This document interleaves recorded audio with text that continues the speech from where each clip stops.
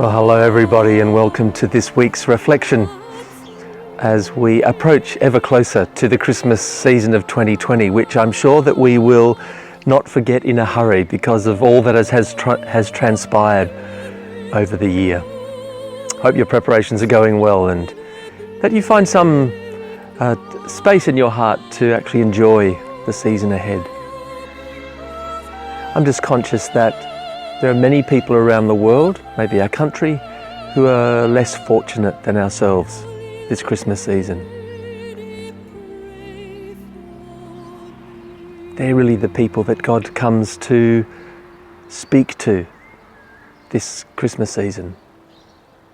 A message of justice, of peace, of hope. But maybe in your own lives, there's a need for peace. There's a need for justice. There's a need for hope. And I wish you well in achieving some of those over the course of the next couple of weeks. They tell me that sex, royalty and religion make for really good news headlines. And this week's gospel would have been right up there with the best. An unmarried woman, blah, blah, blah. Anyway, the problem with our gospel reading this week is that people seem to read into the text what isn't written. That people make all sorts of conjectures about how it's possible. But what we've got is the text and what the text says.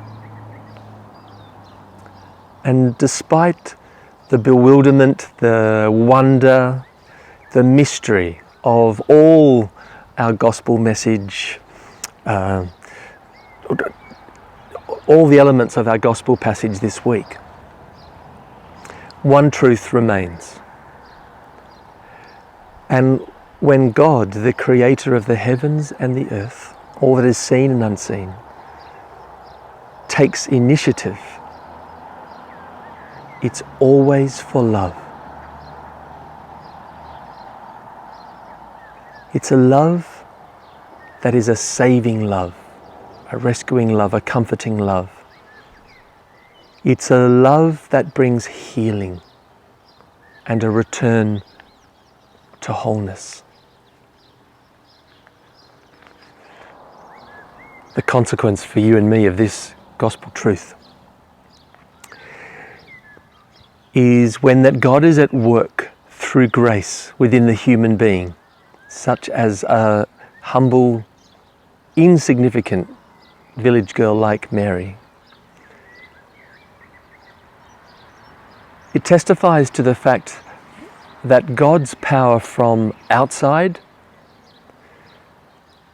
that the indwelling of the Spirit within the human frame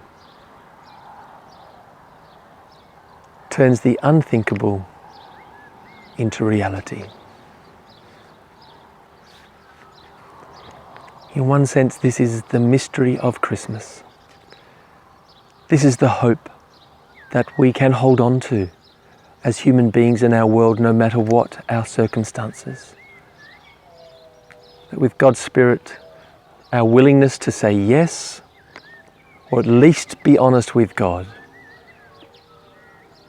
makes many, many, many things possible. So I wish you well in your walk towards the crib, towards the stable, as you bring your own gifts to a God who loves us and who calls us each by name.